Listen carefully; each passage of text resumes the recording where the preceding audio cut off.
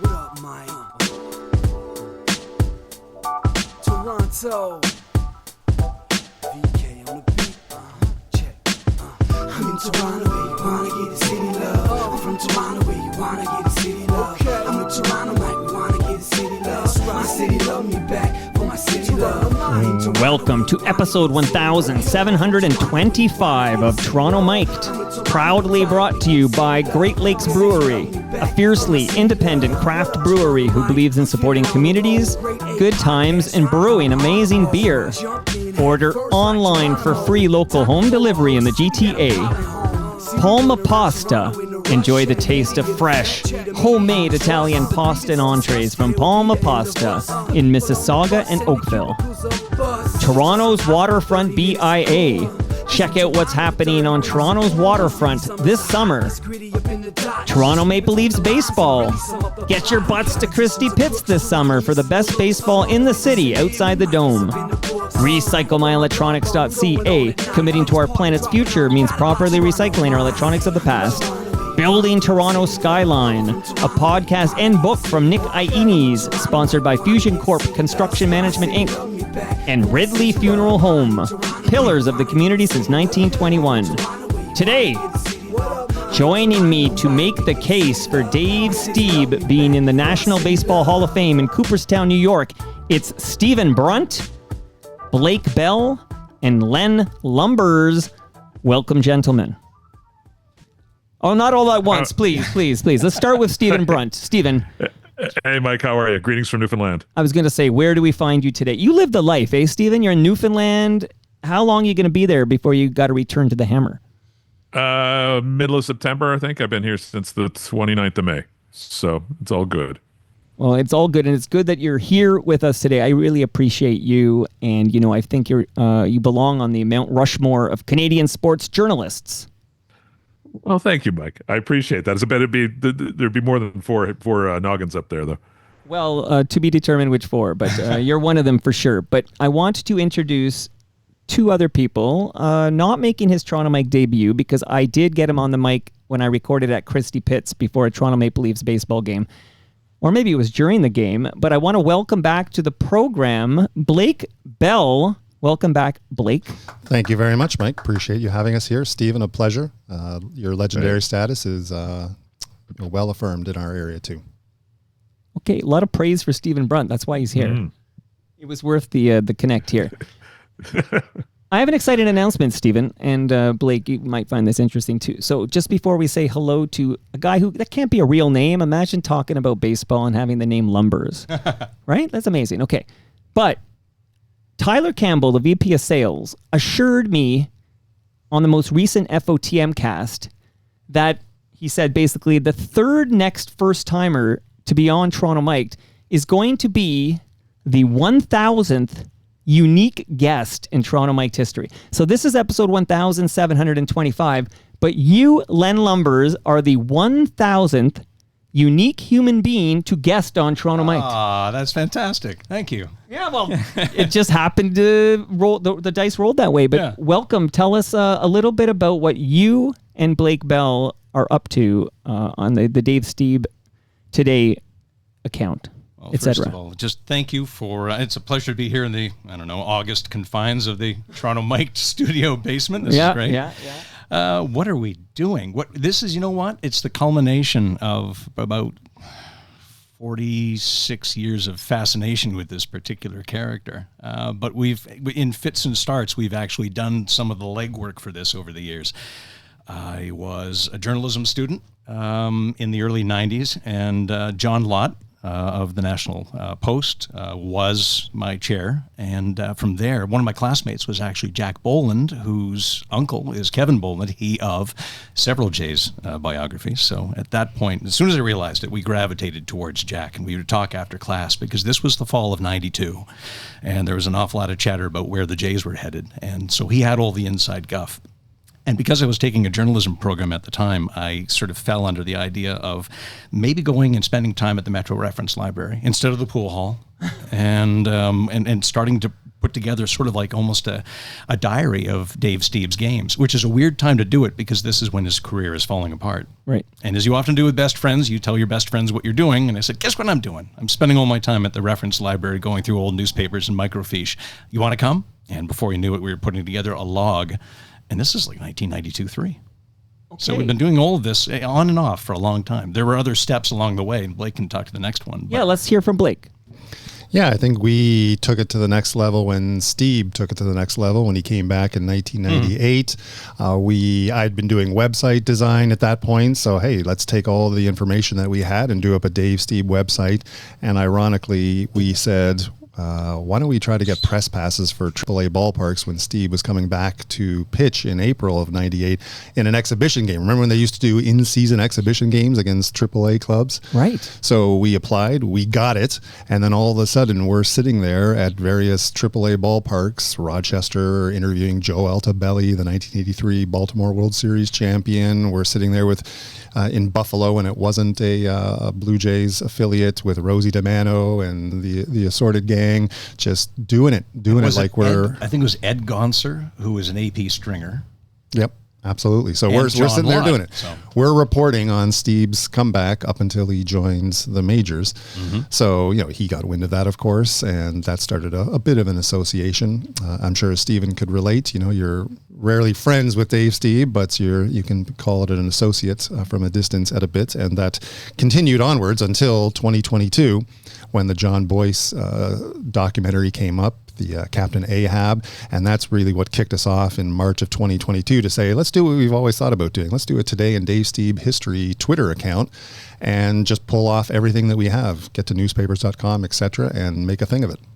Now, I happen to know when it comes to social media, Stephen Brunt is a bit of a lurker, okay? He'll never admit to being there, but I have a feeling he keeps his eye on things. Have you ever seen this Dave Stieb Today account? Well, I checked it out because I knew what we were doing today, so absolutely.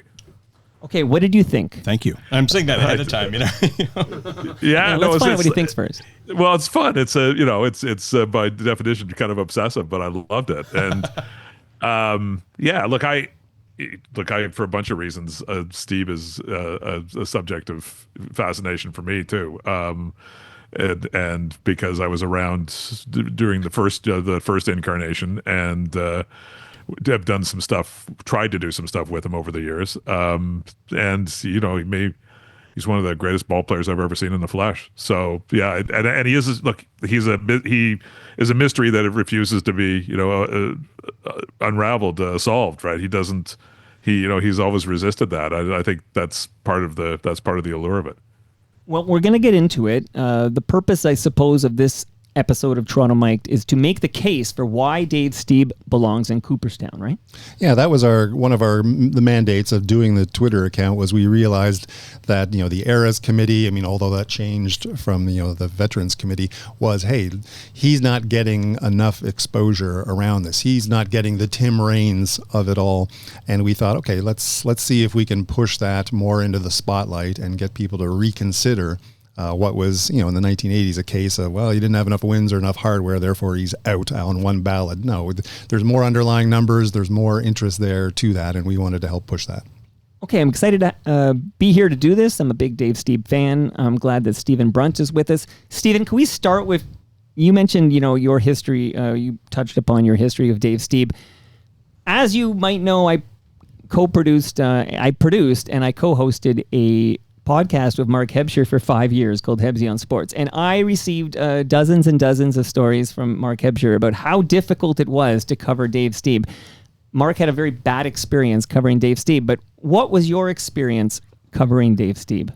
Well, the first part of it was when I moved over to sports writing. So when I was at the Globe and Mail, so I was in news, and so really kind of in the, I guess around 1985, I started doing some sports stuff for the Globe, or during that pennant race in '85 and the playoffs in '85, and continued on, and became the columnist much later on. But so I ran into Stieb, and actually my first experience going into a baseball clubhouse too, which was interesting. But yeah, he was, by the reputation was correct, right? He would be win or lose, whatever the outcome, he just, you'd stand around in a little bit, and again, there were a lot more reporters in those days than there are now, and fewer TV guys, but a lot more newspaper guys.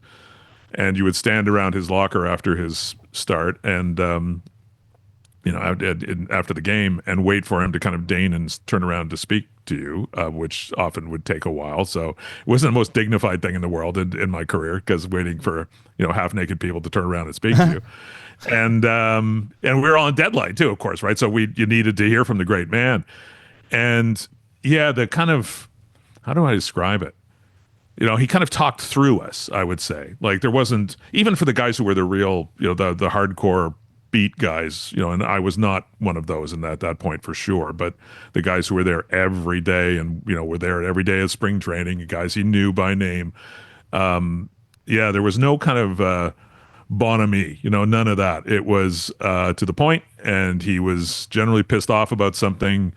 And he seemed to derive no real pleasure from a great game. And obviously no, if things went, that, like, all the stories about him turning around and looking at guys committing errors behind him, giving them the death stare, like, that's true. He did do that.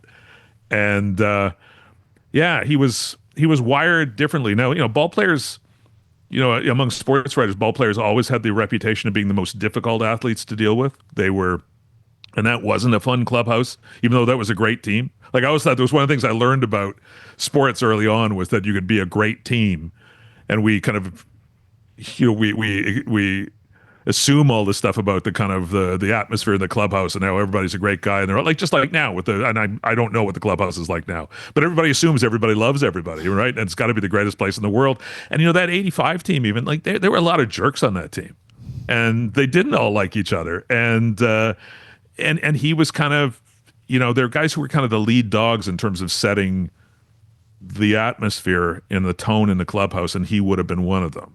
And it was, they used to call a lot of those guys would refer to sports reporters as blue flies, kind of circling in on the shit. And here come the blue flies. And he was a lead dog with that kind of stuff. Did you find when he made his comeback, and we're going to really get into it in a moment here, but when he made his comeback, did you find it was a kinder, gentler Dave Stieb? Yeah, but it was kind of sad, right? Because he kind of needed us in a way that he clearly didn't think he needed us back then. And, he wanted kind of people to write his story. He really wanted, and he was really wanted to come back. He really wanted to play. He was really driven. But yeah, it's, like, you can think of any other aspect of your life. It's, if somebody kind of treats you like crap for years and years and years, and then, out of self-interest, it would appear, decides they need to be your buddy. It doesn't feel entirely sincere at the time. Yeah, and I would say, just to tie off our Twitter account here, our goal is to be warts and all. It's not to be sycophantic. It's not just to talk about Stieb. It's to dive into what made him what he was. So, Stephen, when you and I first met in 2022, and I asked you that question, was the reputation earned? The look on your face was like, yeah.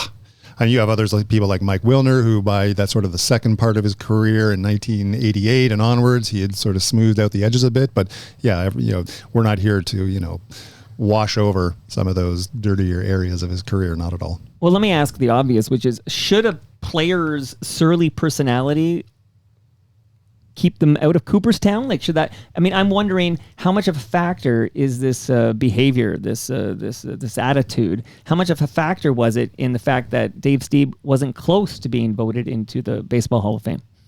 I think it's a little bit a case of the tail wagging the dog, because we were just talking about this, as we often do. But, I think his case would have been easier if maybe some of the things that were denied him at a time when presumably he was good enough to be worthy of these particular accolades had actually happened to him. So if he had a Cy Young Award, and the one that's always cited as being the most likely award that was his that was taken away, it's Bill James who said it was one of the greatest travesties of the entire sort of Baseball Writers Association of America mandate was the 1982 Cy Young Award. And so whether that was a case of them not being ready to give the award out to somebody who had a poor win-loss record, or whether there was also an element of him just not being a very popular guy, if he had that award, that would be a bit of a hook. And it's the sort of thing that he just doesn't have in his resume. Oh, and he also played in Canada. Yeah, you know what? We could ask Stephen about that too. But yeah, there's, and we're going to cite several sort of thought leaders while we're talking to you here. And their name's basically Bill James, who is to many the father of the sort of sabermetrician analytics aspect of things. His heir apparent, Tom Tango, which I think is a nom de plume. I think he's actually somebody with a different name from Canada. But he basically has taken up the mantle because James is sort of in a quasi-retired mode now. And it's such a shame because his website's gone dormant, and it was just this wonderful thing, just a procession of really deep, interesting thoughts. Tango's a little more analytical. There's a little bit of romance with regard to Bill James, but they're both important guys. Joe Poznansky is someone else who will cite, and Poznansky is he's a lead writer now, I think, in terms of being like an historian. He has a Substack, which is a great read, and he's about to get back into a thing about Stieb, actually. I'm just waiting to see the conclusion of it. Poznansky wrote a book on Buck O'Neill. He did another one on the 75 Cincinnati Reds. He's got a book called The Baseball 100, in which he details with these really wonderful, sort of personable essays, the top 100 baseball players in history. Jay Jaffe is another name that we'll cite, and he's kind of the gatekeeper for all things Cooperstown right now. He's used a system which basically pivots on war and your career war versus your peak war, and then he just finds a way to sort of get the numbers out there. And all of these people have basically said that what he's missing in terms of a hook is just not having that award. And so and this is the conversation we'll have a little bit later on, but the whole thing is without that hook, we need to start from the ground up to try to build some kind of case and to just engage people or to invigorate that conversation. But it's not Stephen, there right now. Stephen, I'd be very interested to hear what you said. We've got an audio clip here that maybe, Mike, you can tee up, the one from January 2020, where Stephen, you and Jeff Blair are talking about some of the challenges he faces, and part of it was around writers. Mike, do you want to? Okay, let's hear that. One of the things that has happened that I think is really intriguing is the impact that analytics have had on the Hall of Fame process. I guarantee you, if Dave Stieb is on this ballot or coming up at this time, You're right. Dave Stieb gets in. He sails. Well, at least he because gets, his numbers are. Yeah, at least he gets a fair shake. Let's Yeah. put it that way, rather than guys looking at pitchers' wins. Right. For instance. Right. But if you look at his underlying numbers, he is first of all, he's without question the best pitcher. I think the best pitcher this organization has had, with all due respect to Roy Halladay. Yeah, Roger Clemens was pretty good those 2 years. But yes, Right. you're But- right. Yes. And yeah, there's an example of a guy who, if he was on the ballot now or coming up now, would be really well treated. Because when he came up, there was still the residual stuff about pitching wins, right? Yes. It was still about 20-win seasons and 300-win careers, and yeah, and maybe the factor that you alluded to at the beginning of this, he was not a very popular guy with writers. He was a hard guy to deal But then, with. Eddie Murray. Eddie Murray Yeah, Jack Morris was crusty with people, and Eddie Murray sailed in the Hall of He Fame. did, Now, granted, pretty hard to deny him. pretty hard to deny his numbers. But Stieb was a guy who, did not work to curry favor with anybody. And I can say that having gone back and done the piece with him later and seen him, and he's kind of at peace with himself now, and he's a much nicer guy. But he was not a nice guy at all. But if you look at his underlying numbers, he's right there with anybody in that decade. Totally. So, Stephen, your perspective on how much that the attitude that an athlete gives off to those who have the vote impacts somebody's chances to get into such thing like the Hall of Fame. Well, I don't know. I think I'm on the record about how I feel about Hall of Fame voting, because I gave up my ballot a long time ago. Okay. Because I thought it was, and that was more over the steroid era and kind of sports writers standing in judgment about whether people used or didn't in a sport that was where everybody was complicit, including the sports writers. So, but that whole the popularity contest aspect of it, and it got my buddy Blair there. He's talked about Gary Carter and how he felt about Gary Carter, and I believe he didn't vote for Carter the first time Carter was on the ballot because he didn't like Gary Carter. Blair was covered the Expos forever, so that kind of stuff does factor in. It is a popularity contest in part among sports writers, and it depends on what generation of sports writers we're talking about. And again, that's the other part of that discussion is bang on, which is if he was there now, not in front of the Veterans Committee, but in front of writers, and that writer group has changed and evolved over the years, and obviously they're more literate in advanced stats than the old guys were. But it's funny you mentioned 82. I'm working with the Jays right now, kind of on a project where we're going to be doing kind of working through the 50 seasons. They're coming up in their 50th season next year, and kind of a historical project, and I was deep in the 1982 season this week.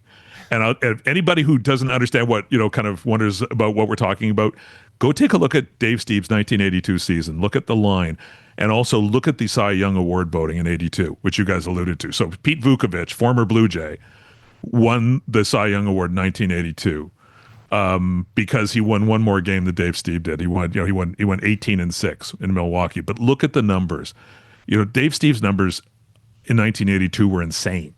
Complete games is a weird one because guys did complete games in those days. They used relievers differently than they do now. But he had 19 complete games that year. But if you want a kind of a catch-all stat, his wins above replacement. He had 7.6 WAR that year. And Vukovich had a 2.8 WAR. It's just, and Vukovich barely had more strikeouts than he had walks. It was just unbelievable. It's a crazy, and Stieb finished fourth in Cy Young Award voting. So, Dan Quisenberry's in there as a reliever, so it's a bit of an apples and oranges thing. But yeah, he finished fourth. He got 5 first place votes. That's it. While winning the Sporting News AL Pitcher of the Year. So how those writers decided he was good enough to win the whole thing, and yet another body of writers that had a lot of crossover, I presume, placed him fourth, was really interesting. Yeah, it is a reflection of the time. And when I was on with McCowan and back, I used to get into arguments with him of trying to explain why pitchers' wins weren't a valid way of measuring a pitcher's performance. But so there were a lot of guys like him, in that voting pool back in the day. And yeah, and there were probably a few guys who Dave Stieb had told to F off after a game or something, and they decided, hey, he's not getting my vote. Hey, maybe we take a quick step back, just because I don't know how many of your viewers here, Mike, or listeners, know what made Dave Stieb so compelling. And then, when you break that out, then we can talk about the numbers and why he's the Hall of Famer here. Can we pull it No, let's back please, because when I was growing up, it was kind of a fable almost that, Dave Stieb was drafted as an outfielder or a center fielder, whatever. He was in the outfield, and then was converted to a pitcher, and then very quickly became one hell of a pitcher, where we just heard about his 1982 season. So who wants to lead us off just discussing this wild history of Dave Stieb?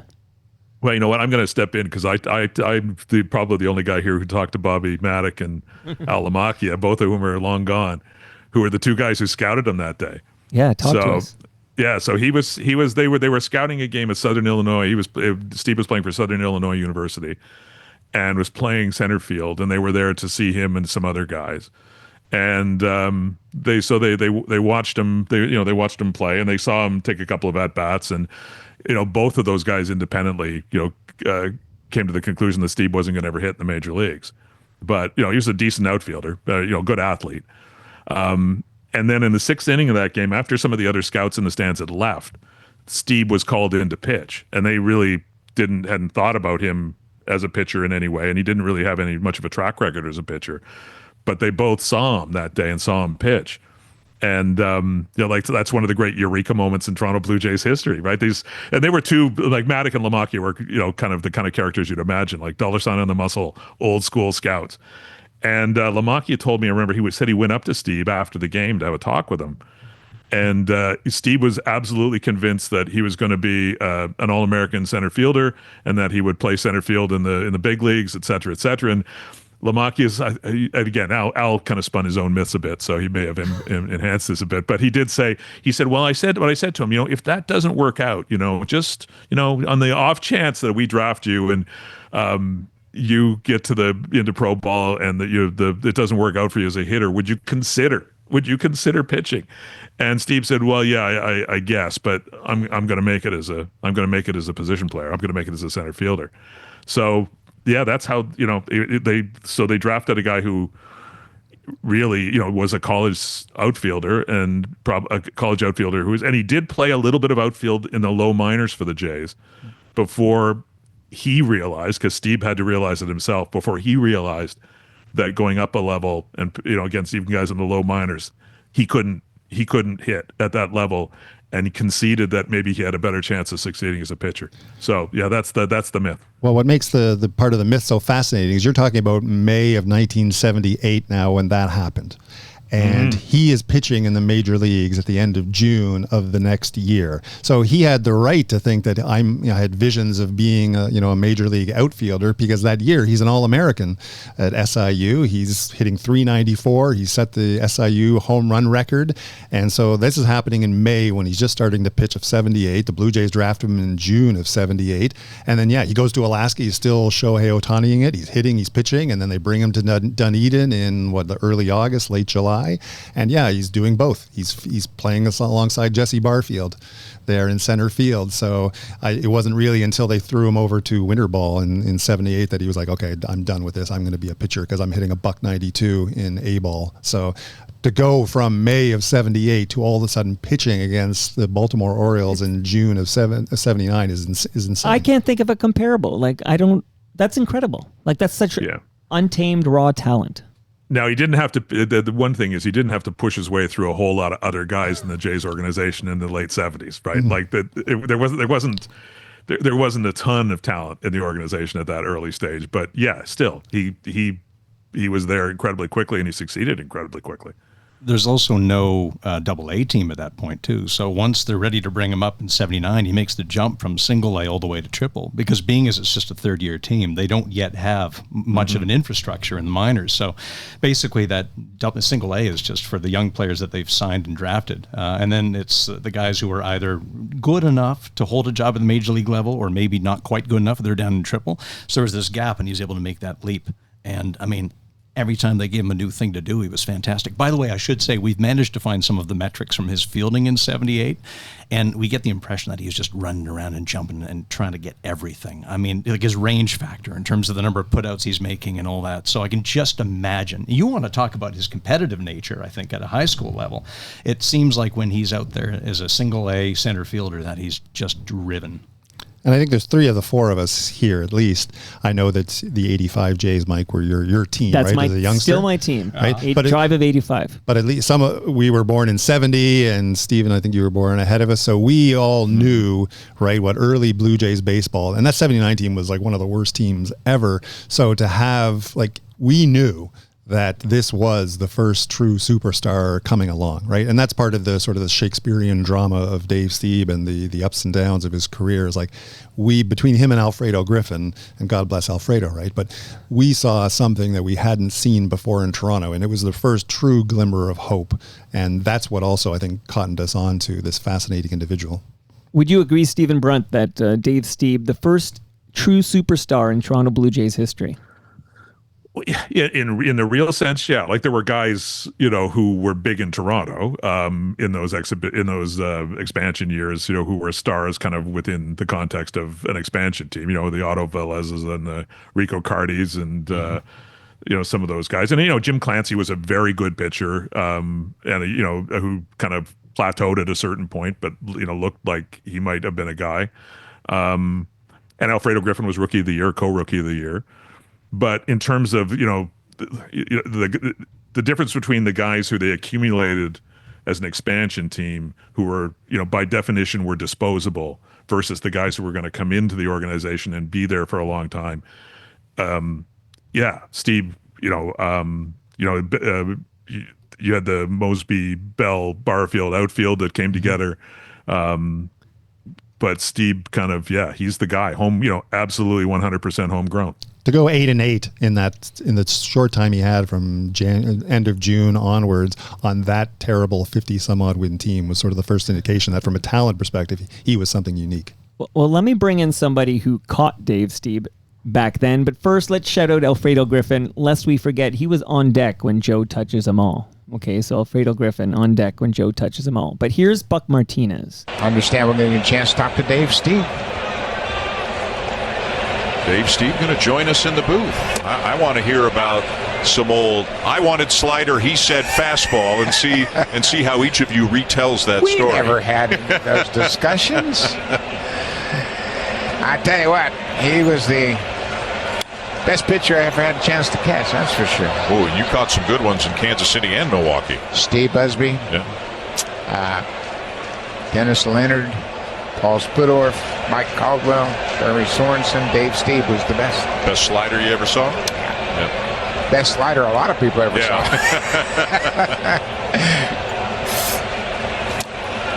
He was such a great athlete, you know. People forget he was an athlete, signed as an outfielder, and he was a guy that could run. Remember, early on, he did a lot of pinch running. And he was just an athlete. He loved to go shag fly balls in the outfield.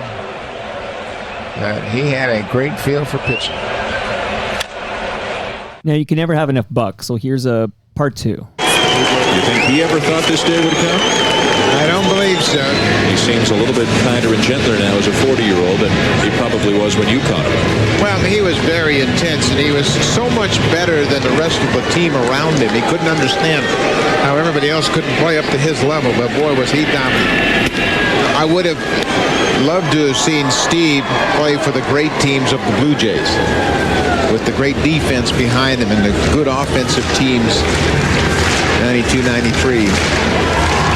Had he pitched for those teams in his prime, no telling what he would have done. Ray Ordonez, the batter. 2 down and nobody on here in the Mets 7th. Stieb got a long time to warm up here tonight. It comes in to start an inning, obviously something that would make him more comfortable. You can see the breaking ball still has a lot of bite to it. That's a little different pitch for him now. That's more of a curveball, but he still throws that patented Dave Stieb slider. There's the slider. You can see the difference, and it buckled Ordonez's knees.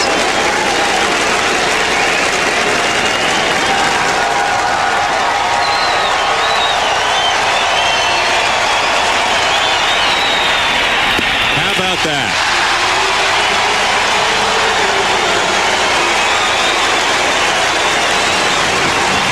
Blue Jays on the wrong end of a big score, 9-0, but Dave Stieb gives them something to cheer about here tonight. That's about a 37-second long 3-pitch strikeout of Ray Ordonez from July 2, 98, the homecoming to the Sky Dome, and it's one of my favorite moments. Well, listeners of this program know I'm a sucker for the old calls. Like, I was going to fade that down, and I'm like, no, I'm finishing it. So, yeah, hoping you'd give some context to what. Were you guys at that game? You know, if I had to list my 5 favorite games, and I did see a lot of Stieb's games, that would be there, just because it was the culmination of everything. It was ridiculous. He'd been on the road on the 18th and the 28th of June, so he'd had the comeback in Baltimore with Jim Palmer on color, and then he'd had a game where he pitched long relief, I think in support of Chris Carpenter in Atlanta, and got to actually bat against Tom Glavine. But they weren't using him much yet, so this is the 2nd of July. His family was back in town, apparently. It's the Canada Day weekend and all that, and then he gets in this blowout game. It gets to come in and pitch 3 innings, and yes, it's 9 up and it's 9 down, and in a lot of cases it wasn't even close. Even better, in that picture, just before they throw that strike in the 7th inning there, they hone in on the sign that we put up over the left field bullpen. So Stieb I shall prevail. So you two have a sign at that game that gets quite, was it TSN, I guess, covering that game? Like, that's amazing. Dan and Buck, they do this right over his head, and then they pull away to his face, and then they throw we're literally behind home plate at that point because we abandoned my then wife to run around to the other side of the field. I mean, you guys have your bona fides. Stephen Brunt, we know he's got his bona fides, okay? But I want to make sure people realize that you, Blake Bell, and you, Len Lumbers, like, you're the real deal. You didn't just start up some Twitter account for fun. You guys were there.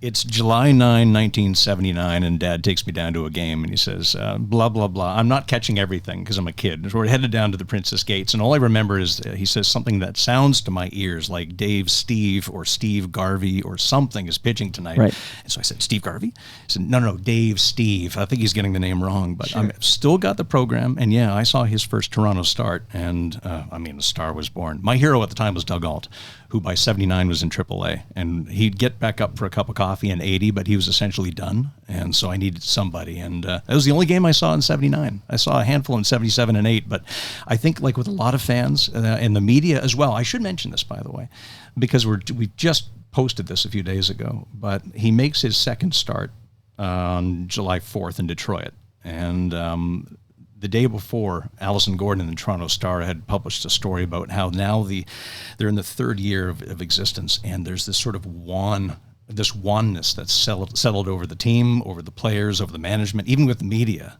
And so it's a fascinating little story, just an insight into the crummy team that he's joining now, because just I think in that third year, everyone's been found out. Even the players that got off to decent starts, they've been compromised now, because I think the rest of the league has figured them out. And they're not a good team. It's going to be a third consecutive year of losing over 100 ball games.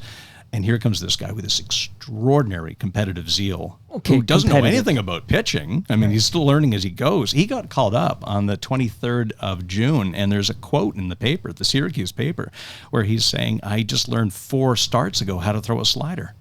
That's incredible. Stephen Brunt, we just heard the words competitive zeal, and we did touch on earlier, we touched on... There's a lot of it. We touched on some of the surly side of Dave Stieb. He never seemed satisfied. He'd have a great start, never seemed happy with it. But can you speak to his kind of competitive zeal streak? It's zeal, yeah. Like he seemed to be a highly competitive pitcher. Oh yeah. Let's do it. Yeah, tomorrow I'll be perfect, right? I was thinking the Kevin. That's the title of the book, the Kevin Boland book. Mm-hmm. That's forever unsatisfied. But as competitively driven as any baseball player I've ever encountered. Period. Stephen, I don't think anyone's ever unpacked that as to what was the genesis of that. Was it just a younger brother to his, supposedly better, 1 year older brother? Did we ever find out what really drove that competitiveness in him? That's a really good question. I don't know, and I don't think so. And I think I asked him about that. We did at Sportsnet. We did one of our Jay's documentaries. We did one about the no hitter. About Stieb and the finally getting the no hitter, and we went out. It's actually a funny story. Yes, please. Yeah, if you don't mind going over this again. So I'll just set up what we know from it from a published perspective, which is that September 2nd is coming around. It's another one of those round numbers, like a year that ends in a 10 or a 15 or a 20 or whatever. So it's time for somebody to be dispatched out to try to talk to Dave Stieb, just sort of like how are you doing? Let's have a catch up right now. And it turns into this crazy little goose chase, just trying to get the guy to talk. Well, I don't know if that's So we flew. So Dave lived in there. I think he still lives in Reno, and as does his agent, was a guy named Bob Lamont, who one of the really first big time agents in pro sports. He represented a lot of NFL players. He represented Pat Henkin, and kind of a more than just an agent for Stieb, like a very much kind of an advisor, father figure kind of guy for Dave. Agreed. And we were on the road. I was with a crew, and we were shooting something else in California. And but we were also working on this doc about the no hitter and about Stieb, and in constant contact with Bob Lamont. And Bob, the message that came back from Bob every time was he won't do it. He's not going to do this interview. He will not talk to you. So we said, okay, we're going to fly to Reno. We're going to talk to Bob Lamont, and we got to interview. So it was going to be like one of those magazine profiles where you never get the subject, you write around him, and we're going to interview everybody else. But Stieb was going to be the hole in the middle, and that would be the great mystery. So we flew to Reno and drove up to Bob Lamont's house and walked in the front door, and Stieb was sitting there waiting for us. And we had no idea he'd be there. Had you also reached out to Pat Henkin just to sort of try to find some way of getting him to talk? Because Pat, of course, always has had Dave's ear. Yeah, I think we probably that's probably Pat's also a great person, right? Pat's a lovely guy, so I'm sure we probably did reach out. I think we put out feelers in every way we could, like through the team, obviously, but Lamont was the one guy, and because he and Stieb had maintained the relationship. I think they had business ventures together, and at that point, by the way, Stieb was still getting paid that deferred money, right? Because he had one of those contracts that paid him like a Bobby Bonilla contract that paid him forever. There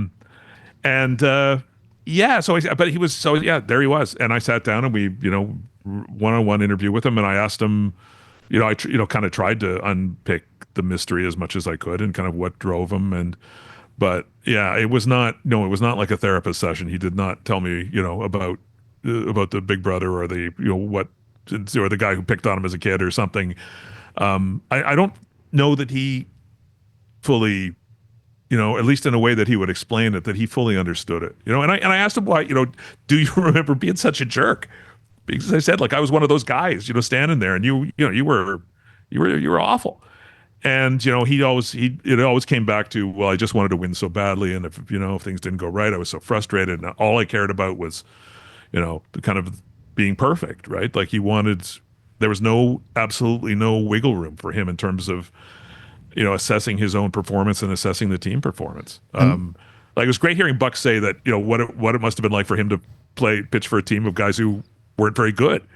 And that's probably part of it, right? He probably did feel that way. And I'd love to get into that a little more, Stephen, from your perspective, the notion of the mentality a pitcher has to have, right? Roy Halladay would always cite that book of, the ABCs of pitching. And as soon as I throw a pitch, it's gone. I forget about it and I'm on to the next pitch. Whereas there's Stieb, again, this Shakespearean drama tragedy of his career. He's a hitter. He is responsible for when he goes up to the plate or catches the ball. Now, immediately, he's thrown into being a pitcher where he's relying on everybody else, and he's doing it, a SoCal kid in Toronto in 1979 on a terrible team with a bunch of people just playing out the mess. The pitcher mentality, right? He really lacked that, didn't he, at the time? And I think it had all these ripple effects that you're talking about. Would you agree with that? Yeah, although I guess I would see similarities. Like there were guys like Roy, because like Roy was a guy that terrified his own teammates before he played, right? They wouldn't look him in the eye because, he walked around with this kind of crazy, intense, for a couple of days between starts, or a couple of days leading up to a start. Like you wouldn't want to talk to him, Roger Clemens was like that. I remember I once made the mistake of going up to Roger Clemens when he was with the Red Sox still and ask him if he would speak to me. And I didn't realize it was one of the days when Roger, you don't talk to Roger, because there was kind of a protocol about, as he was kind of working himself up to a start, he would get into kind of a crazy space. And, some of these guys are not like that at all. And maybe some of the more contemporary guys are less like that, I guess. But so he wasn't alone in that kind of incredible intensity. But yeah, you're right about the ability to just, you see it with relievers especially. I see it with Jeff Hoffman this year, with the Jays, that give up a home run as he did a lot in the month of May when he had that rough month.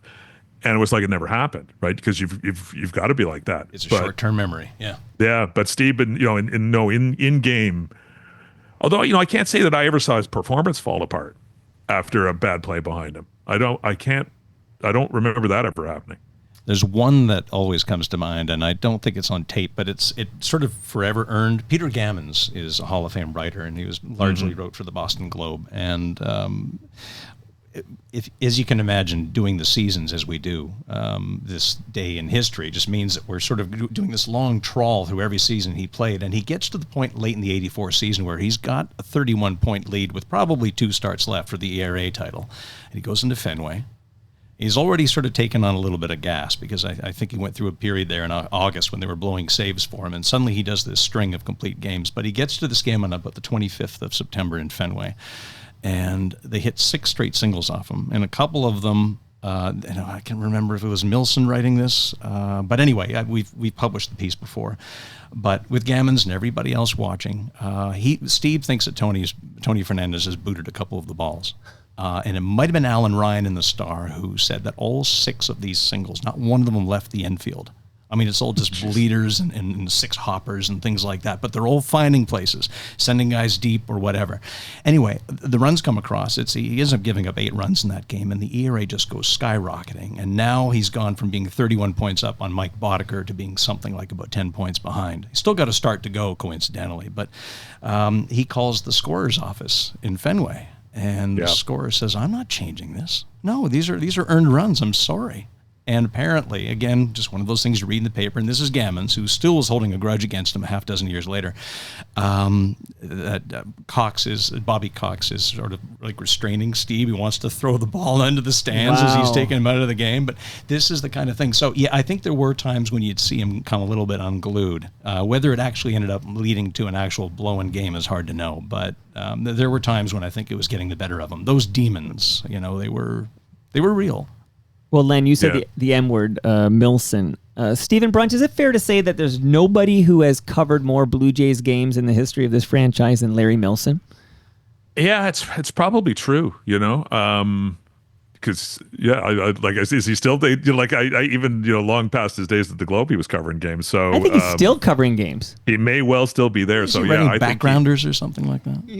He's doing something, and he's also at many a Toronto Maple Leafs baseball game. I see him at Christie Pitts all the time. He's a big Christie Pitts guy, yeah. So, you're probably, I was trying to go back through my memory bank if there was anybody. Neil McCarl was around for a long time. There were some guys who were around. But no, I think Larry's outlasted. He kind of links the past to the present. 100%. So he did visit. He's visited a couple of times, but he visited in April 2023.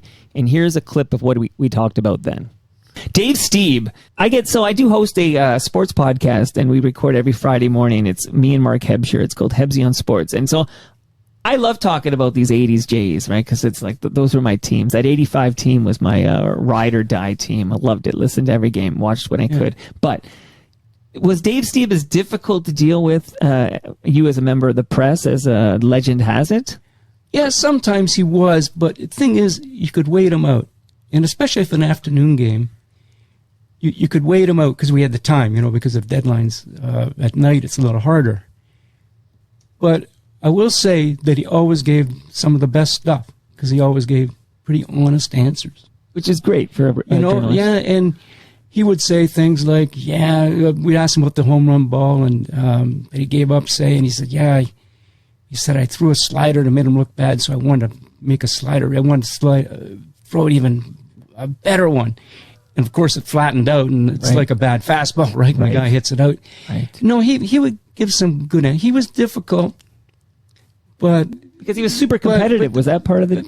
I think so, and and everybody's different. Has his personality, and maybe, you have to learn how to deal with people. That's all. I just can't believe he was an outfielder. Started out when they signed his.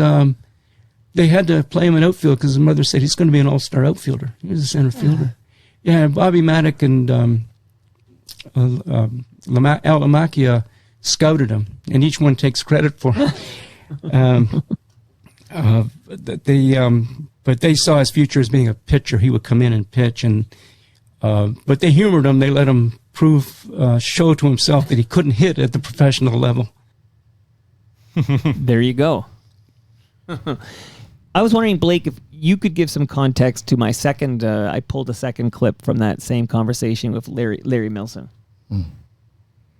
If you wanted to give it some context before I played it, this is the clip about the bad luck and versus whining. Yeah, there was and Stephen, I'm sure, could talk to this about Stieb talking a lot post game about bleeders, bloopers, and it gave off a vibe, especially when he was losing, about how accountable is he versus just raw in what he thought. And one of the things we can talk about later is he wasn't necessarily the greatest strikeout pitcher of all time. He might have been one of the best soft contact pitchers of all time. The amount of times that people could rarely get a bat on the ball, and he would go long periods of time without a home run. But it was so interesting to hear Larry then talk about his research into the notion of, bad luck. Is it bad luck, or is it Stieb just whining? So here we go. Here's more Larry. I think he's the best Blue Jay pitcher I've seen. Better than Roy Halladay. Yeah, you could make an argument for both. I mean, I always, you can make a case for both of them as being the best, but I just think that Stieb, when he was on, we just expected him to go the distance, and he was so nasty. His slider was so nasty, and I remember Buck Martinez would get mad at him at times because he didn't use his fastball enough. And the other thing, he did have a lot of hard luck. And, And the thing is that people were starting to think that it was just whining, by him or on his behalf. So this is the days before computers, so you had to do a little work. So I went back and analyzed all his starts, right? And it turns out he did pitch in bad luck. If it wasn't blue pits, it was feeling things, or various things that went wrong, or the bullpen giving it up. So I went through all this, and I went to Buck, he was still catching, and I said, you know what? Steve's right. He said, he's right. He is pitching in hard luck. And Buck says, please don't show it to him. Please don't show it to him. Because just what he needed is confirmation, you know? In your opinion, having watched the bulk of his prime, should he be in the Hall of Fame? You know, maybe by today's standard, yes. But when he was up for voting, it was things like 300 wins were important and all that. He played on some bad teams. You know, yeah, and he really probably would have had but wins aren't as important now. People look at other things now, and obviously the way the game has changed, you don't get as many 20-win pitchers. He never won 20, but that wasn't his fault. So, Stephen, I'm keen to talk about some of this tough luck, and it's kind of the stuff of legends at this point. Taking a no-no, 8 2/3 of an inning, and then having it blow up in his face. And we'll play a little clip that covers a bunch of these and how he finally gets it done in Cleveland. What do you think, Blake and Len? Maybe I play a little clip that sets up the hard luck, and then we'll talk to Stephen Brunt about this. Because, if we wrote this, we scripted this, like it was The Natural Part 2 or something, nobody would believe us. But here is a little synopsis of the tough luck. Dave Stieb took a no-hitter into the 9th inning, only to see it disappear over the right field fence in Old Comiskey. Oh, no. Then, in September 1988, there was Stieb again. He was just 1 out away from throwing a no-no. A swing and a bouncer to second. Big hop over the head of Lee into right center. It took a bad hop. Unbelievably, in Stieb's very next start, he again had a no-hitter going with 2 outs in the 9th. A swing and a shot down the right field line at the base hit. There goes another no-hit bid for Dave Stieb. In 1989, it was a perfect game on the line with just 1 more out to go. Holy cow, he broke it up with 2 outs. All told, Stieb reached the 9th with a no-hitter 4 times in a 5-year stretch and came away with nothing to show for it. I don't believe it. Unbelievable. But Stieb never gave up. On September 2nd, 1990, there he was again with 2 outs in the 9th. For the 4th time, he takes it to this stage. Into right field. He has got a no-hitter for Dave Stieb. The long frustration is finally over. The first in Toronto Blue Jay history recorded here in Cleveland this afternoon. So we'll revisit that no-no in a moment here. But Stephen Brunt, the statistical odds I've seen is that John Boyce, who put together the mathematics in terms of what it would take to have those 2 back-to-back games go 8 2/3 and then have it broken up like that. But he did seem to suffer from some pretty tough luck, wouldn't you say, Stephen Brunt? Oh man, the Manny Lee reference there, boy. Everybody remembers that one, right? That's the one especially, just because that was like, that's somebody on high kind of decided to create that terrible bounce, and that's the one where it felt like somebody was just messing with Dave Stieb. That's he was something he did in a past life. But no, it's funny. Like when Bowden Francis had that run last year, right, where he had that run of kind of really dominant starts, which again looks like a bit of a mirage right now. But people would reference the Stieb thing and how close Stieb had come because it looked like Bowden Francis took some no-nos into the late innings last year several times in a row. But those ones in the context of his dominance he was otherwise a dominant pitcher. Those were not flukes, it's the Shakespearean quality of the story, isn't it? Right? Until he finally gets one. And again, one of the things I remember trying to get at with him after when we did the piece, when I talked to him in Reno, was whether that kind of gave him peace after everything, and I'm not sure it did. He walked 4 guys in the no-hitter, right? He didn't even consider it his best game. Exactly. So yeah, and I think that's right. Like that there was it wasn't perfect, and I think those other ones, I bet he could tell you today, every at bat, every pitch of the 4 that he lost. Here's the irony, though, and when you think about his overall and the length of dominance, he had 2 other one-hitters in 88 and 89 to go along with that. So this is him in his second peak era from 88 to 91, where he's doing all these one-hitters. We're not even talking about the 82 to 85 period, where most people would say that, the slider was harder, the fastball was more moving. He's taken pitching to a next level in those 88 to 91 periods, where all of these one-hitters and near-perfect games are happening. So that was a really fascinating aspect. Well, let's discuss what made him so damn good before we get to the crux of this, is whether he belongs in the Hall of Fame or not. But because I do love the old clips and the nostalgia value, if you don't mind, I'm going to listen to not one but 2 different calls of that no-hitter he pitched in Cleveland. It's my show. I'm doing this, guys. Go for it. Here we go. Well, Dave Stieb has had it all going this afternoon. It's the 4th time in his magnificent career that Stieb has taken a no-hitter into the 9th inning. James into left field. Tracking over is Glenn Allen Hill. There is room. There's the out. 1 gone. Here is the power of Candy Maldonado, a 76 RBI man for the Indians. He takes a wild swing at strike 1. You're just excited, too. It really is exciting.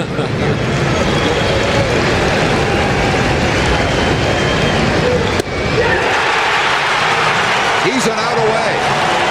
Maldonado on the 113th pitch thrown by Stieb becomes the second out. Way up in his face, he swings through it. So for the 4th time, he takes it to this stage. 2 out in the 9th inning for the 2nd time here in Cleveland. Alex Cole, the scheduled hitter from center field, will face him. He is twice grounded out, and he is walked today. And Stieb starts him with ball 1. He walks him. His 4th pass of the day. Ball 1. Stieb in search of control at this critical juncture has thrown 5 balls in a row. Into right field. He has got a no-hitter for Dave Stieb. The long frustration is finally over. The first in Toronto Blue Jay history recorded here in Cleveland this afternoon.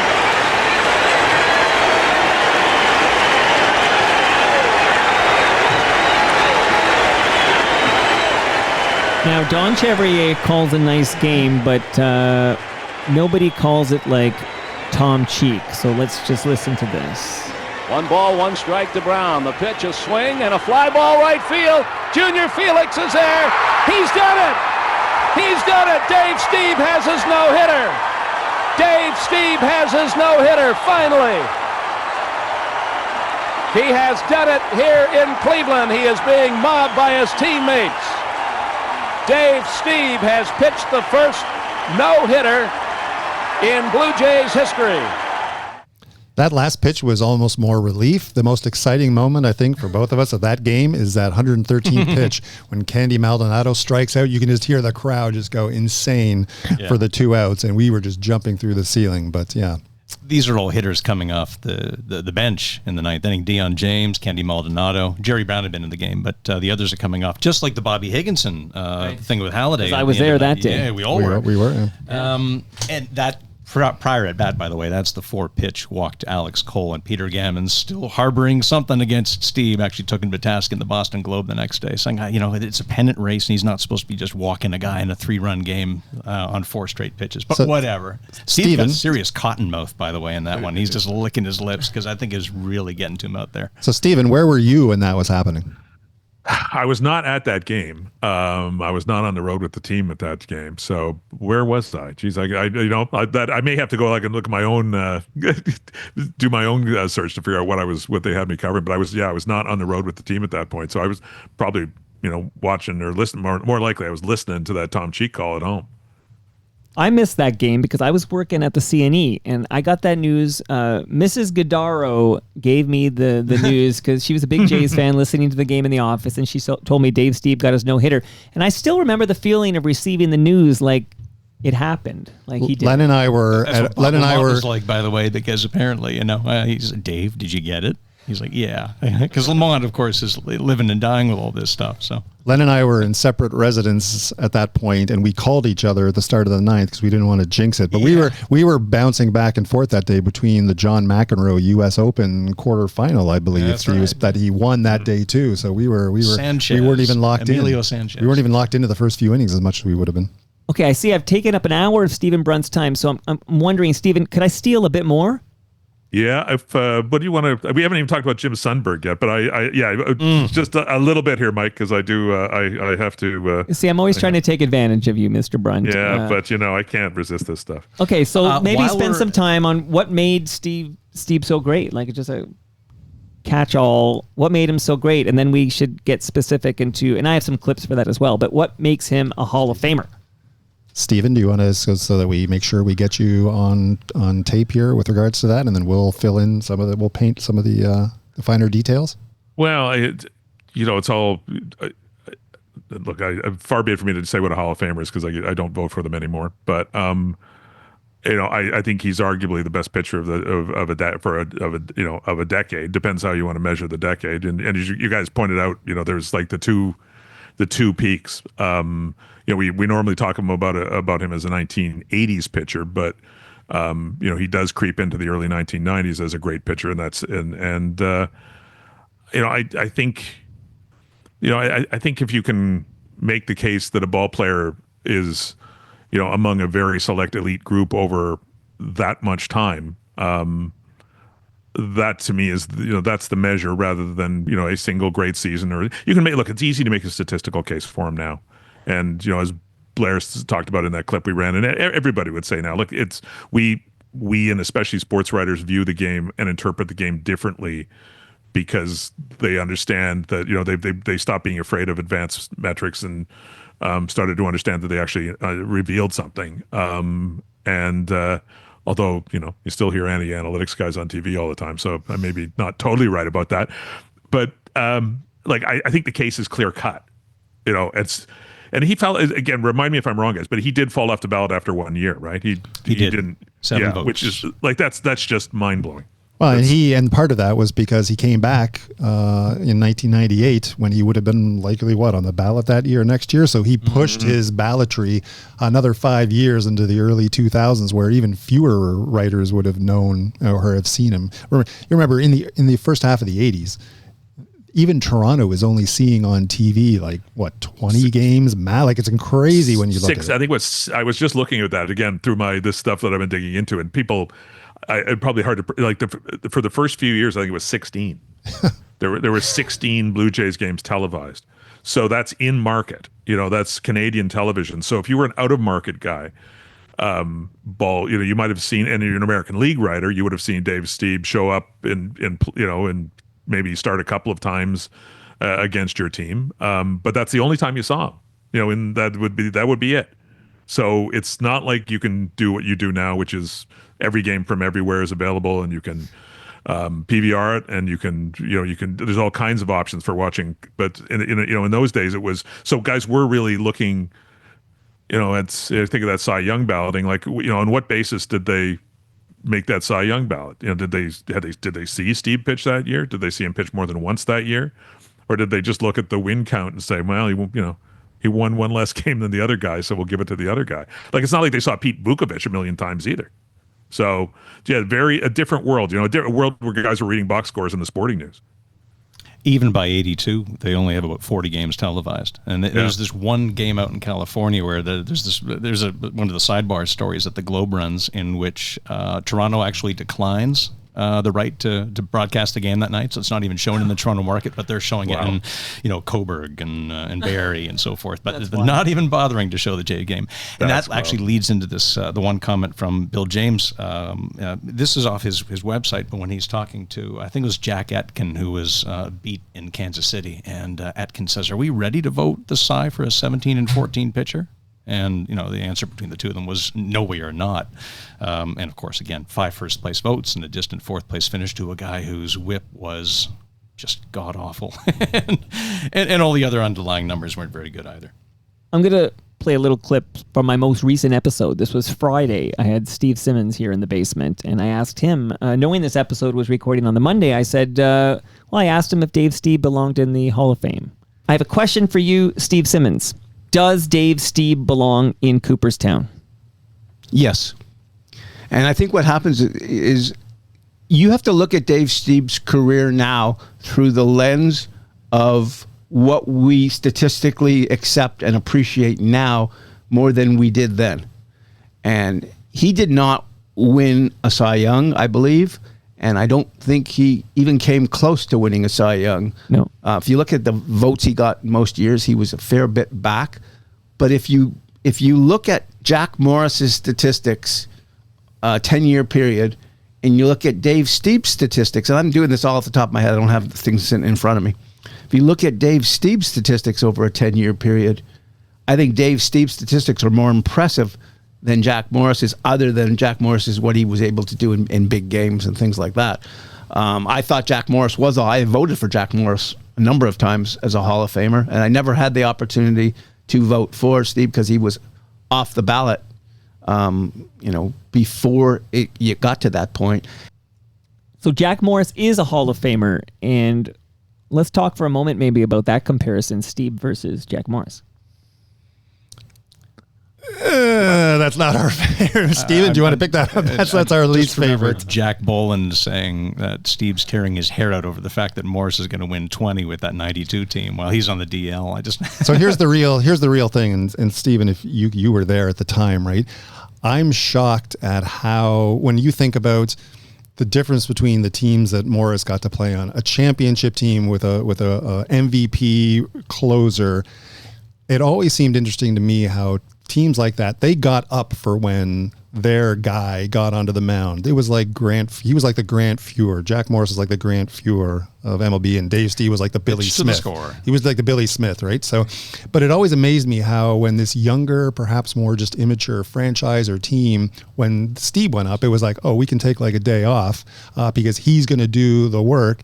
And so you're sitting there watching going, how is this guy who lets in 5 runs a game, winning 20 plus games, all this? Meanwhile, Stieb is sitting here throwing like nine incomplete game, shutouts, and he's losing 1-0. It was just, we were just shocked. If you'd switched the players, and then of course Jack went on to really pull a Scotty Bowman and cherry pick his teams, right, from Minnesota to Toronto at the perfect times. But it was just, any comments on that, Steven, in just terms of the types of mentality and what those differences? Well, yeah, like you're right about him cherry picking teams, and like I think a lot of and Morris was very good at promoting Jack Morris, so there was also that, but and I think the 10-inning World Series game, was kind of the cherry on the top. That if you talk to a Hall of Fame voter at that point, I think. What would have tipped? That's probably the one that tipped the balance. He's the Paul. He's the Paul Henderson. I mean, better than Paul Henderson in yes. context, but has that moment where everybody, who follows baseball would say that's one of the greatest performances in baseball history. And we were at Len and I, my dad took us both to the game 1 of the 1985 ALCS, where Stieb had, we think, his signature moment at the time, right? Was he goes out, throws a shutout, has that vapor lock pitch on George Brett, throws the shutout, and he comes off there thinking, great, we're on our way. Do you want to hear want to hear that vapor lock? I have a call here. Maybe we listen to this at that point. It appears on this series of pitches, Stieb is going to run the fastball away to Brett and say, okay, if you want to hit it, you're going to hit it to left field or center field. I'm not going to let you pull it and turn on it. Good curveball. Back toward him. Because Brett, as he's gotten stronger and gotten that weight shift the late Charlie Lau talked about, he can drive the ball to left center and dead center field. He hit one to dead center about 450 the other day. Wow. Called third strike. Stieb charged up, he just bolted off the pitcher's rubber. And that's the flip side. Some say he's sullen when things don't go his way, but he's so exuberant when he's in a groove, like now. Brett seldom strikes out, only 49 times all year, a remarkable figure, but with stuff like Stieb is flashing tonight, even the best of them can be victims. Watch Brett's reaction on that curveball that got him. He'll look it back into the glove and then glance back at Davey Phillips as if to say, He couldn't have caught me looking on that one, could he? There you go, Bob Costas. They were a great team for that entire series, actually. Costas gets a lot of stick from people, but Costas and Kubek were terrific throughout 85. And Kubek, even in the first game, we mentioned Jim Sundberg earlier, but in the first game, they're talking about the power alley out towards right field, and he says, watch out for that wind. 6 games later. Mm-hmm. I'm trying not to think about it. Well, I think Stieb pitched. Stieb had already pitched over the last 4 years, 92 to 85, averaging 260 innings a game, and then Bobby Cox, God bless him, our favorite, a season, decides to go with a short rotation in that first 7-game series. It used to be a 5-game series, and he pitches Stieb 3 times in 9 days, and each progressive start is a little weaker than the others, and then we end up with Sundberg. And Stieb, because of the injury in 1991, as we heard Buck say, he doesn't get that signature moments that Morris would have had in 91. So just before we say goodbye to Stephen Brunt, who in my opinion is a Hall of Famer. That's my opinion. Okay, Amen. Stephen Brunt. I'm going to add, actually, that the Diamond Dreams is still, to this day, I mean, it's the exemplar of any book that's ever been written on the Jays, because I think what Stephen does is he just recognizes actually talking to you directly, sorry, Stephen, baseball fandom is the sort of thing where heartbreak is sort of built into cheering for a team, because in those 11 consecutive years, the Jays had a winning record. In fact, they win 86 games at the minimum, and there are only 3 teams in history that have won 86 or more for 11 or more years in a row, and they're all the New York Yankees, coincidentally. I can only think of maybe 2 seasons in that 11-year run, the first 9 years before the World Series wins, that you might not term as heartbreaking. Maybe 83, because it's the new car smell of finally having a competitive team. And I would argue that 89's not so bad, because they're so bad. Cito gets the job when Jimmy's fired after the 12-24 start, and I don't think anyone figured they had much of a chance against that Oakland team in 89. But what that book does so well is it just essays heartbreak and disappointment, and it's must reading for an EJ fan to go through that entire series, because by the time you get to that game 7 and you're watching that ball, as you say, I think it's the passage later in the book, and you're talking about 92 now, and just how fans of a certain stripe and era can trace the arc of Jim Sundberg's fly ball. It's true. I mean, we all still think about that, and even though we won a pair of World Series in 92 and 3, 85, the sting is still there. And they would have won in 85. Oh, I think so too. I'm utterly convinced, just like I think the 2015 team would have won, if they'd gotten by. I wonder if the 87 team might have won if they'd gotten through. Yeah. With the new playoffs, and then the 91 team, if Stieb hadn't gotten injured, and then we're throwing Candy Audi out there for a couple of games. Yeah, refusing to throw his knuckleball. Yeah. That's heartbreak. So again, we only have a couple minutes left with Steven. Steven, you've been amazing as always, but I'm going to make you listen to a little bit of a Toronto Mic'd episode that featured all 3 guys. I had Dave Perkins, Bob Elliott, and Larry Milson all in this basement, believe it or not. Holy smokes. I did that. Here we go. Buck Martinez still says Stieb was the greatest pitcher in franchise history. I agree. Yeah, I was going to ask you guys that. I agree. So all 3 of you agree, Dave Stieb. Different eras. Hey, Dave Stieb, he pitched. We took it for granted to go a complete game. Yeah. You don't even have to go that far back, because Roy Halladay pitched how many complete games, right? That's not that long ago, or maybe no. But we sort of. But he was a horse. Right. He was but we kind of snickered at that too, because the number of complete games he threw wouldn't compare to say Stieb's or something. I'm going to say snickered wouldn't be the right way, but even then, there was an example of what.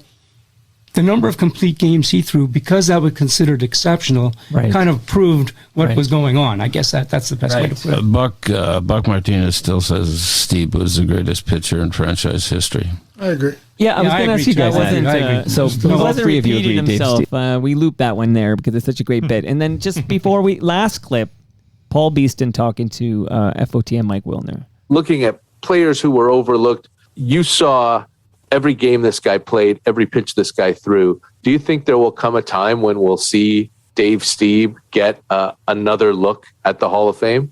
Well, I would like to think we would. I mean, I can talk about Dave Stieb. I mean, we start talking about the 80s. We're starting talking about one of, if not the premier pitcher in that whole era. He's certainly in the discussion for it. And, for 4 or 5 years, he was must-watch television and must see as a player. And so I would love to see Dave Stieb get another look at it. I mean, I don't know if he could have any better numbers. I mean, he might have won a couple of Cy Youngs under these new analytics. But Dave Stieb was a special pitcher. There's absolutely no question about it. But because he was off, they didn't get the 5%. He didn't even get a second look, and that's what this is about. So yeah, I hope he does. Yeah, Dave Stieb. I honestly, I think with the modern metrics, if people looked at the game back then the way they do now, he would have won at least 3 Cy Young awards and would absolutely be a Hall of Famer. So, Stephen Brunt, any final words before we say goodbye to you? We won't end the episode quite yet. I'll do a little more with Blake and Len. But any final thoughts on what makes Dave Stieb a Hall of Famer? Well, again, I think those guys all made the case, and we all agree on it. I think he is. It's interesting hearing Beast there, because Beast has been on the Veterans Committee. 23, most recently, yeah. The second look committee, and so that's and the Veterans Committee is they're the guys that put Harold Baines in the Hall of Fame, right? They do some strange kind of look. They seem to kind of look out for certain people at certain times for certain reasons, I think that was a little nod to their old good buddy Jerry Reinsdorf, but yeah, I would like to think that somebody will figure this out at some point and get him in. I think he's one of the most fascinating athletes, all top to bottom, that I ever covered. Because again, he's still a bit of a puzzle to me. And as kind of as much as you wanted to admire him, and if you sat here and told him how great he was, I think he'd still keep his distance, right? He's whatever was burning inside him is kind of, we never got to it. We never really figured that out. And you know what? And he didn't give a crap. That's the other thing. He was not brand aware. He wasn't. He wasn't, even when he had the book to sell. It was pretty clear that he wasn't going to kowtow to anybody. And little kowtowing's okay sometimes. Little politeness is not a terrible thing. But he is unique. He was unique. He is unique. And it's him and Halladay in franchise history. And I always point out those two Clemens years, even though people want to pretend he wasn't here, and for a variety of reasons, but he was pretty damn good, and is one of the greatest pitchers who ever lived. But yeah, Stieb, Halladay, take your pick. But I look, Dave Stieb slider, those 3 words. If you're a baseball fan, you were alive and aware in those days, you know exactly what I'm talking about. I'll tell a story about his indifference, or his brand indifference. We were contacted in the summer of 2023 by a couple people out in San Jose for the San Jose Sports Hall of Fame. And one of the fellows is Dan Brown, who is currently still working with The Athletic, but he does a lot of Bay Area writing, and he's roughly a contemporary of ours. So he would have been cheering for Stieb as a kid at the time. But upon being, invited to the panel, he quickly noticed that there were several Bay Area baseball players who were in there: Carney Lansford, Ken Caminiti, Dave Righetti, Mark Langston, but there was no Stieb. So they contacted us in the summer of 23 because they were having trouble getting some sort of arcana. I think with him being with the induction coming up, what they needed was footage so that they could sort of cobble together a 5-6 minute clip of highlights, and they didn't have much because there wasn't much out there. So we got into this dialogue that went on for a few weeks, but while we were putting things together for them. And I guess the way Dan told the story was that he calls Dave to tell him, he gets the number from Lamont and calls Dave to tell him that he's been inducted. And there's this silence on the end of the line. And then Stieb is just, why now? Why now? Yeah. So anyway, he says, do you have anything like childhood memories, footage, trinkets, trophies, anything that we could use? And he says, no, I don't, but maybe my brother does. And so, you fast forward a little bit, and I'm on writing his daughter, just saying, is there anything that you could possibly submit? They ended up getting a couple of pictures of his high school years from Oak Grove High School in Oakland, but that was it. I mean, there's nothing, and he wasn't really willing to play the game. Interesting guy, interesting story, fascinating. Yeah. I'm so glad we did this with Stephen Brunt too. So Stephen, enjoy Newfoundland. I'll catch you when you come back to the Hammer, and thanks very much for doing this. Yes, thank you, Stephen. Thanks, guys. Yeah, absolutely. Thanks, guys. It's a huge pleasure, man. This has been a lot of fun. Oh yeah, and you know what? I'm really excited to hear about what you're working on right now too. I think I don't know if this is the first time it's been mentioned, but that's fantastic news. That's like manna from heaven for us. So best of luck with all that research. Yeah, it's going to be. I'm having a blast, and it will all be revealed. Start to be revealed next spring, I guess. Okay. So, Well, if it's coming on some sort of hard copy, you've already sold 3 just right here at this table, I think. Nope, that's fantastic. That's wonderful. Good luck with it. Thanks. Thanks, Stephen. See you guys. See ya. Bye, Stephen. So, Blake Len, what was that like having the legend that is Stephen Brunt as our special guest for this episode? Now that he's gone, I'm just going to, I guess I can't embarrass him, but I'm going to read something, just a couple paragraphs from a piece that he wrote on Stieb in September of 1990. And so this is a few weeks after the no-hitter. Or also a few weeks after Keegan Matheson was born, apparently. Right. We learned that just in the last little bit. He writes this, there are those who thrill at Steve's agony in the way they would also cheer watching the big man on campus do something particularly embarrassing, and there's no mystery why. Human nature dictates that the guy who has everything and isn't overly pious about it might not have a lot of friends. Because he lacks the false humility that's supposed to go with being a professional athlete, Stieb is a focus for emotion in a way none of his teammates, with the possible exception of George Bell, would ever be. He's one of those guys who will only ever be loved by his home fans, and then only in the good times. It would have been a simple proposition after all for him to toss out a few homilies, win or lose, that would make him seem just swell. A little more restraint on the field, a little more baloney off, and Stieb would have long ago been transformed from a fascinating but not particularly appealing figure into the King of Toronto, idol of millions. But that would have been false, and that would have been easy. For better or worse, those words aren't part of Dave Stieb's vocabulary. Well, who wrote that? That's so well written, of course. Only one man could write that. Now, we've touched on Stieb's indifference. Like, I think I read a quote about, do you belong in the Hall of Fame? He's like, no, I don't, because I can't remember, didn't win enough games. I can't remember. It might be Simon Dingley of the CBC. He'd shot video of Stieb in August of 22 when he'd come by. And Stieb, and this was telling to me, by the way. Stieb comes out, he's just paraded out by a gopher, and he's talking to the gathered media. And so Dingley, who's a CBC guy, posted this. Sure, he's an FOTM. Oh, is he? Okay, Yeah. okay. Well, yeah, very nice guy. He did his exit interview here. He allowed us to share this. And so that's where the quote comes from. And Stieb, it sort of dawned on me, because that day he also did a long booth interview with Buck and Dan, and you played a short portion of it earlier. And he's talking about that moment when they win the series, Timlin to Carter, and he's the first one out with the famous white sneakers. And then he falls under the dog pile out by Timlin and Carter. Yes. And he says, colloquially, he says, I've got what is it? I know the words are escaping me. It's okay. You only had your A game when Brunt was on the line. Exactly. Yeah. Now I can take it easy. But he says, I'm claustrophobic. And so I didn't like being under that dog pile. And that made me wonder if maybe that's part of it too, is that you've got this guy who's just burning hot fire after a good or a bad or an indifferent game. And then the media descends, and you've got all these people asking him questions. And maybe he just didn't always want to have to deal with it. I just don't think that he was versed in the nicety. For sure. Now, he's an intense guy. As we wrap up here, Blake, I'm going to bring you into this because, I mentioned Stieb's indifference because he doesn't seem like he's going to start. I just recently recorded at the Joe Carter Classic, and both Cito Gaston and Joe Carter were basically like, yeah, I belong in the Hall of Fame. Like, they're sort of, Joe particularly, like, if you look at this, he's given the case for why he belongs in the Hall of Fame.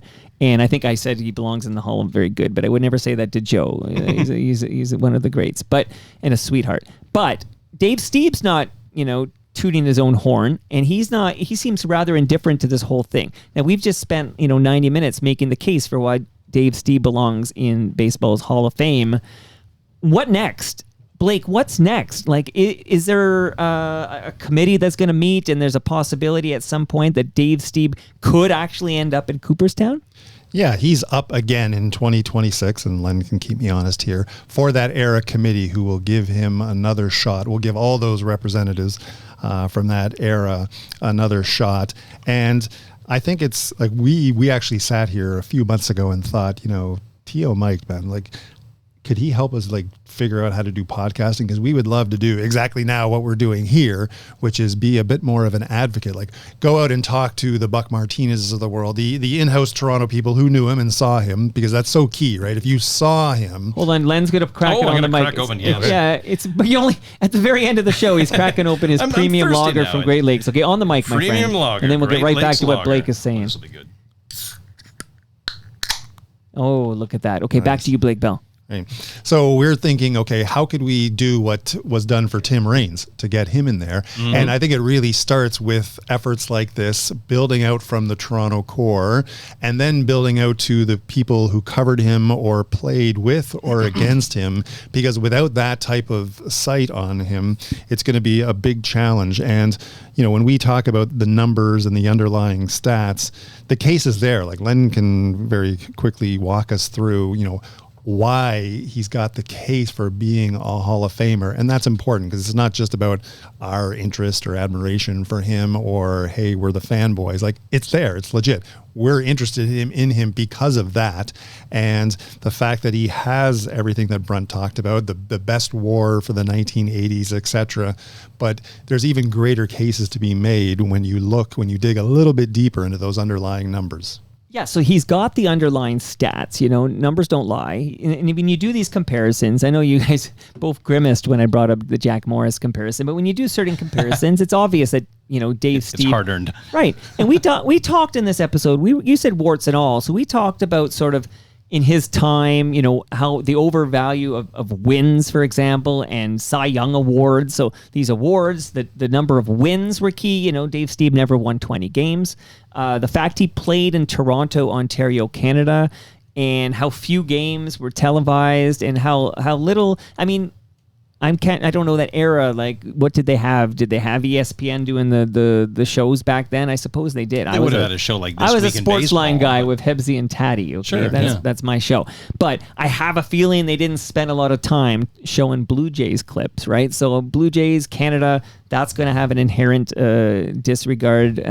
His reputation with people who did have a vote, with the writers.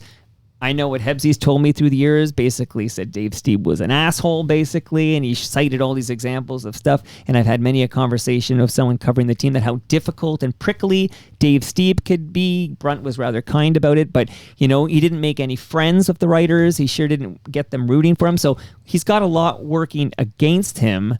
But the fact that there is a path, like, I guess we're just looking for a path. And if it means recording things like this very episode of Toronto Mike and getting them to the right ears, there is hope here.